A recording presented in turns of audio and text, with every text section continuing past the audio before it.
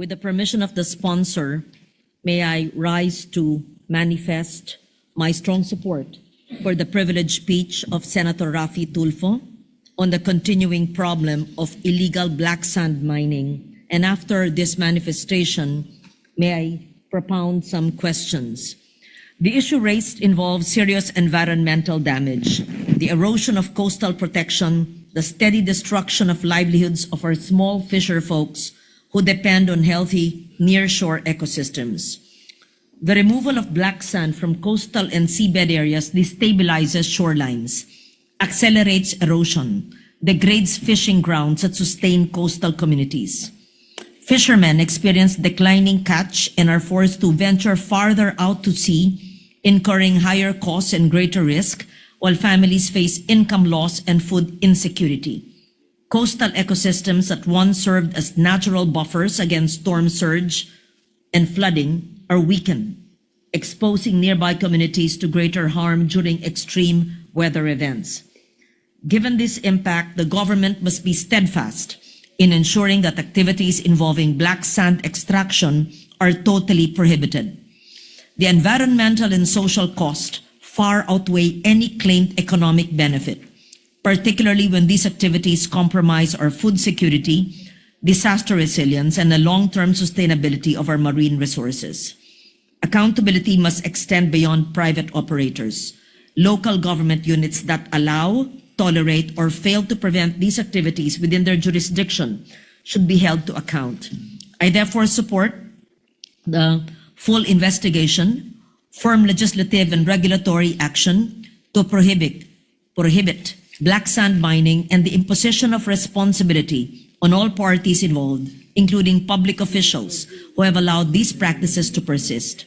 The Senate must act decisively to protect our coastal communities, uphold environmental stewardship, and affirm that our natural resources are held in trust for the Filipino people. So I would like to extend and convey my support to the good sponsor for having brought this to the Senate's attention today, because according to Oceana, an international organization focused on oceans, around 98% of Philippine coral reefs are under threat, and about 70% are high to very high risk due to climate change, overfishing, and coastal pressures, underscoring the need for urgent protection. You mentioned about dredging, we talked about black sand mining, even coral reefs, which are the home, the ecosystem of the fish that our fisher folks catch for their daily needs, is at risk as well.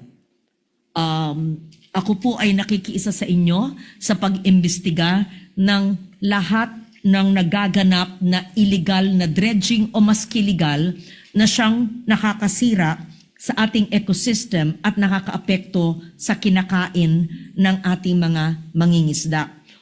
Binanggit din ni Senator Erwin Tulfo ang pangangailangan sa pagsiyasat, gaya ng sabi nyo, bagamat tama ang dredging sa ibang bagay. Of course, riverbeds sometimes have to be dredged, lakes have to be dredged.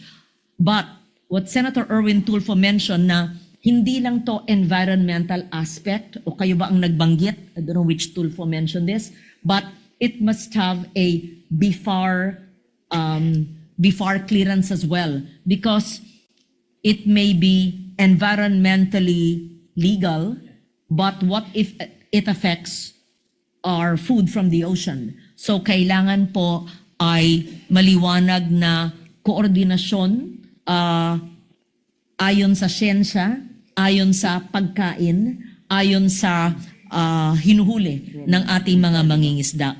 I recall there's this group in Zambales. I'm not sure if it's the same group that has been asking you, that has been complaining about black sand mining. I brought it up several times to the DNR, but they claim that the group complaining do not belong to that area or do not own the land. And they said that this black sand mining is part of the dredging operation to improve the ecosystem. So it's not clear to me, and whether the people complaining have a valid legal title to the land is beside the point. Ang mahalaga ay nakakasama ba, at binanggit pa sa akin ng grupong kausap natin ay Chinese vessels daw ang kumukuha ng black sand doon at dinadala kung saan. What part of Zambales is this? Yung sa Zambales, wala silang po ng letter of objection. Not sure, yes. Yeah, it must have been the same group. So, ang pangangalaga sa ating mga coastal ecosystems, iba pa ang pangangalaga sa ating mga bakawan at ating mga mangroves, ang pangangalaga sa ating coral reefs na bahay ng ating mga isda. Ang dami-daming dapat alagaan, bantayan, and I agree with you that the DNR and the local governments must not be reactive. Hindi lang pag nawasak na, pag meron ng pumasok ng mga barko, pag sinisira na o kinuha na, doon lang mag-iimbestigasyon. It must be protection and prevention rather than curative and investigation. And so, with that, I just ask the good sponsor, ano ba ho ang mga kailangang polisiya, or maybe not a policy, what must we do with urgency so that all these illegal and harmful extraction from our marine ecosystems will stop, so that our fisher folks who are benefiting, of course, from our the food that they gather from the seas will be protected. Ano po ang inyong rekomendasyon? Thank you, Mr. President. Before I would answer your question, you did mention about the group that came to my office to complain at sinabi po ng provincial government ng Zambales na bakit ka nagreklamo, hindi naman you don't belong here, hindi naman kayo taga rito. Ang pangalan po ng grupo ay Pamalakaya. And itong grupong ito ay very concerned sa ating environment, although some of them do belong to that area and others does not. Pero ang maganda rito, sila po ay isang grupo na mayroong pagmamahal sa ating kalikasan. Now, in answer to your question na ano pong dapat gawin, ang nangyari kasi every time na meron pong mga dredging operations, wala pong coordination ang DNR sa BIFAR. Very important po yun na sana bago magkaroon ng dredging operations kahit sa ang parte ng Pilipinas, it involves dredging sa whether sabihin nila river mouth, and then later on naman, cover up lang nila yon. Ang target talaga nila, black sand like you said, then yung sa dagat na, and then naapektuhan yung mga coral reefs. Dapat merong letter of no objections from the BIFAR. Ang nangyari kasi, more often than not, sila po ay gumagawa ng dredging at wala man lang paalam o coordination with BIFAR. At ang masama pa nito, itong mga nagde-dredge, gumagawa ng dredging ng black sand, mga Chinese vessels, tama po kayo, at yung mga buhangin natin dito, yung mga black sands dito, dinadala sa China. So kinukuha na nga nila yung West Philippine Sea, pati ba naman yung mga buhangin natin, kukunin pa rin nila. Pati yung mga isda natin, papatay nila. So it is really very important that BIFAR has to be consulted, and BIFAR needs to inspect and assess kung hanggang saan lang ba pwede mag-dredge yung isang nag-apply ng permit for dredging. Pero ang nangyari sa ngayon, Mr. President, before is not even been being consulted o kahit man lang isaalang-alang nila na sana kausapin, because BIFAR is the lone agency that knows better when it comes to the environment, when it comes to our fisher folks, na kapakanan natin mga fisher folks, and of course, yung mga laman dagat kung sa ika nga nila. Thank you, Mr. President. Thank you very much for that statement. May I add, Mr. President, that reported black sand mining sites in the country would be in provinces but not limited to in Leyte, Cagayan, Pangasinan, and Zambales, according to reports. And it also suggests there is a report that the DNR classified the environment impact study for the Zambales dredging project under a department order way back in 2019 as a non-environmentally critical project. So I'm not sure why the DNR keeps on saying it's a non-ECP, yet research from marine organizations say that dredging at the river mouth may have caused the erosion in those areas. So these were old studies, but it's still relevant up to now.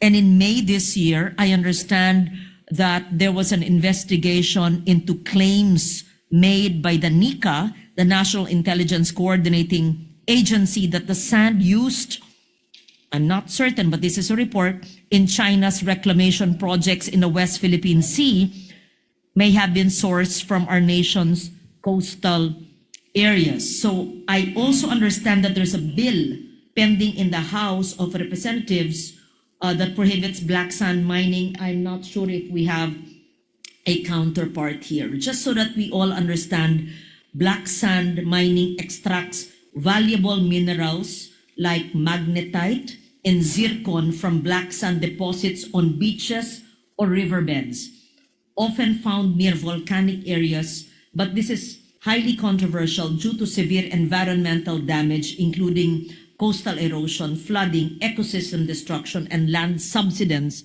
leading to widespread illegal operations in the Philippines. And communities suffer loss of livelihood and increased vulnerability to natural disasters. And so I would join Your Honor in an investigation, not just with the DNR as resource, but perhaps the Pamalakaya and even militant grassroots organization who know the situation in the far-flung rural areas, especially in marine areas, marine protected areas. Yeah, thank you, Mr. President. That's why sa next hearing sa environment, gusto ko pong ipatawag yung mga taga-DNR para we'll conduct an audit as to the numbers of dredging operations nationwide, and if these dredging operations, sila ba ay kumuha ng tinatawag na letter of no objection sa BFAR, kasi nakasaad naman sa kanilang administrative order number 2022-02 na sa lahat ng dredging operations dapat, especially kung involved sa dagat, kailangan merong coordination sila sa BFAR, kumukuha sila ng letter of no objection. Now, ang pagkakaalam ko po, karamihan sa mga dredging operations, walang letter of no objections kinukuha ang DNR sa BFAR. Thank you, Mr. President. I will stop at that because the questions are endless, and I will join you in the hearing. And we would want the DNR and the BFAR to submit preliminarily a list where there is black sand. I only had 4 provinces.